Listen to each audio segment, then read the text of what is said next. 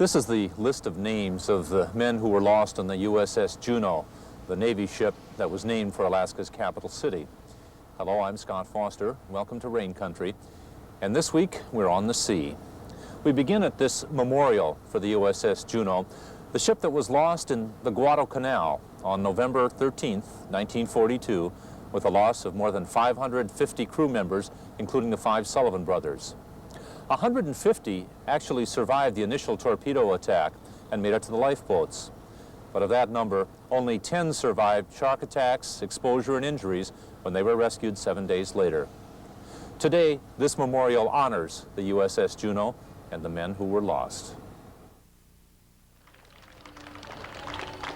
My hometown never treated me like this. Nothing like this. They did write an article about 10 survivors of the Juneau. I feel like I have a place up here. Our ship base, but else the Juneau have a place up here. I'm no hero.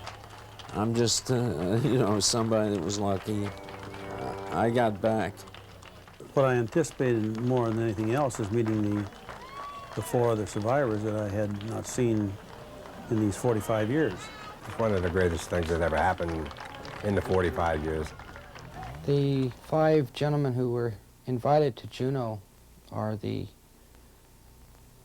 only living survivors of the original 10, who were rescued after the Juneau sank on 13 November 1942.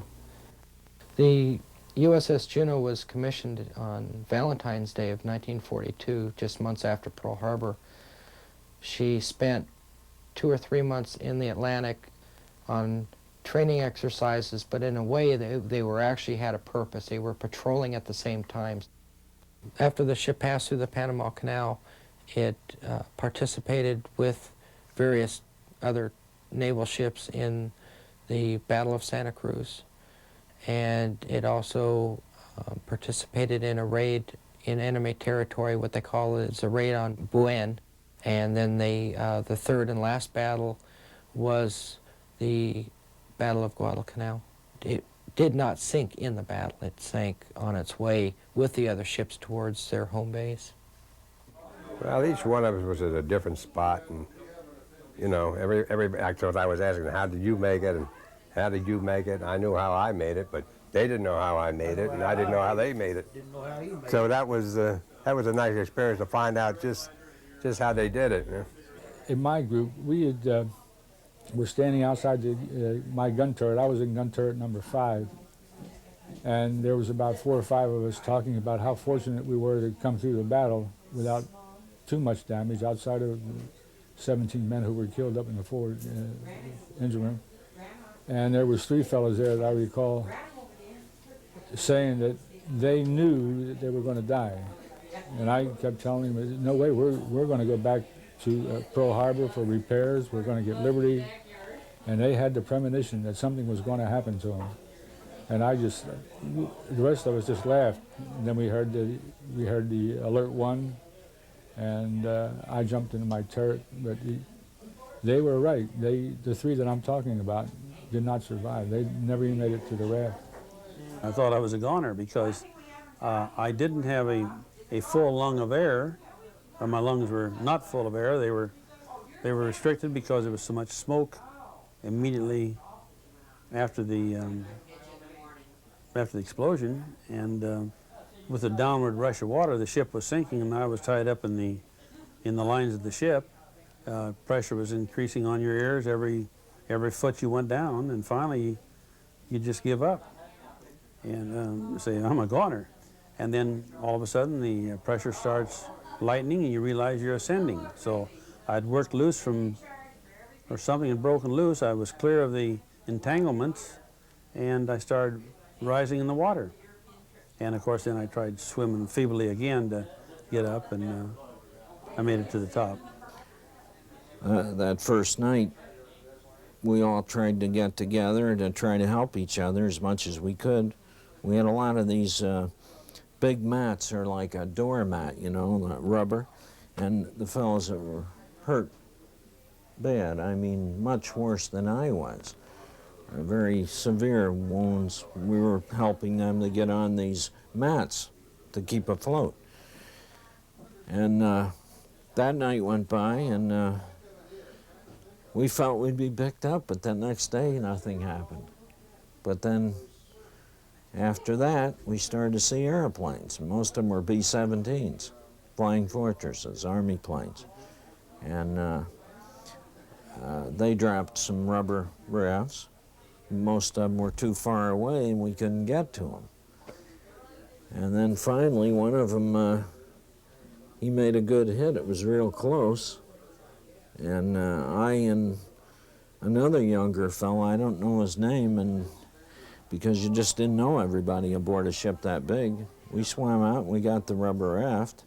At first, we had high hopes because there were ships in the vicinity. There was 5 of our own ships within a mile of us. And of course, since our numbers were lessening in the Pacific, the first mission of the ships were to get away from the imminent submarine danger, save their own ship, and then come back and look for us when they had time. They were off left us out there. You know, they looked. The other ships sailed off and left us. Just sailed off and left us. I can't understand why. Because if they'd have looked, we was there. And I don't see how they could have missed us. But we was setting us high out of the water. And of course, we was black with fuel oil all over us, but there's no reason why they couldn't have spotted us. I feel that way. They didn't even send a search ship back. And that I am bitter about. I don't care. I'll tell the president that if I was asked. So I'm bitter about it. They should have sent a search ship back there for survival, you know, check to see if there's anybody alive. They did not send nobody back there. They took off. The guys kept saying they're sailing off to leave us. You know, I kept telling them, no, they'll come back. They'll come back. You know, they didn't do it. That was what I believed the Navy would have done, but they didn't do it. I don't know why or what, but he was being attacked. And he kept saying to me, help me. And he reached, and he held on to me, and I held on to him. And it gradually just kept pulling. And I knew what was happening. The shark had him, and it was literally pulling him apart. And gradually, you know, I just couldn't hold on to him anymore. And they pulled him away from the raft, and he was screaming and hollering, and he went under. Then I was alone. When I think of those guys, it didn't bother me when I saw it happen. I got used to seeing them getting eaten up and torn apart. As I got older, it hit me.